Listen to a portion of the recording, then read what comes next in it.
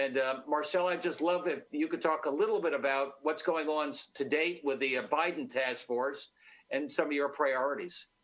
Great. Thank you so much for the invitation to join today, Governor. So, as you mentioned, I'm very focused on emphasizing the importance of equity in all the work that we're doing, as is the full advisory board. Our board is working very closely with the transition policy teams.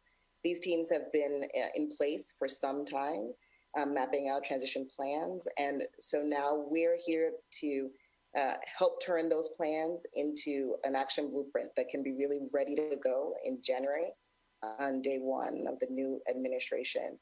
I think important to note that the work of the transition is driven by data, by evidence, by science.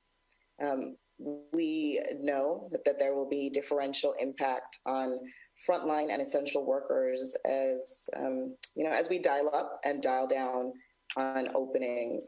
And that reality really does guide our thinking and our planning. Our planning work is also guided by our understanding, as you mentioned, of the differential impact of COVID-19 and other groups, those who live and work in congregate settings, such as nursing homes and prisons. We know communities of color especially have been very hard hit by the pandemic. And so to that point, the board is thinking about how we optimize equity and efficiency across all of these areas. So whether that be in testing, in contact tracing, providing supports as needed, such as food or housing during quarantine and isolation, in access to the treatments we see coming on board, and of course, in vaccine distribution. It's a real honor to be here because at our core, we are committed to listening to and learning from states and local municipalities, tribal communities, community leaders, and others to really best inform how this transition plan becomes a successful implementation blueprint. And so the lessons that we learn here in a leading state such as Connecticut are going to be invaluable, really, as we try to think about how the federal government can be of the greatest assistance. So we do have some causes for hope. I mean, we have bleak statistics, as you've shown us, Governor, but we know now more than we did in the spring, for sure, about treatment, about what works to limit spread. And we have news of vaccines that are promising and new therapies on the horizon.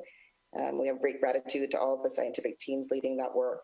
But we know that full scale up and distribution, many months away, we will need to sort of double down on what we know to be the first principles when it comes to masking consistently and keeping that tight social bubble. So it really is important to emphasize what we can do now, particularly with the holiday at the fore, and not let our guard down in any way. I mean, the best thing is, as you said, to keep our current social bubbles in place and really not to expand them for the holidays. As the students are returning home, especially if you're unable to quarantine somewhere else, it's important to wear that mask inside if there is somebody in the house who is at risk.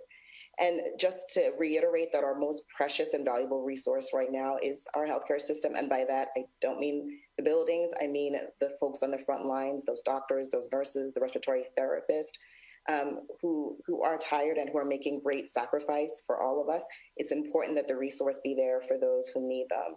So please, please, please, I beseech you to continue to do all that you've been doing, to wear your mask, to keep your social bubbles tight. We will emerge on the other end of this.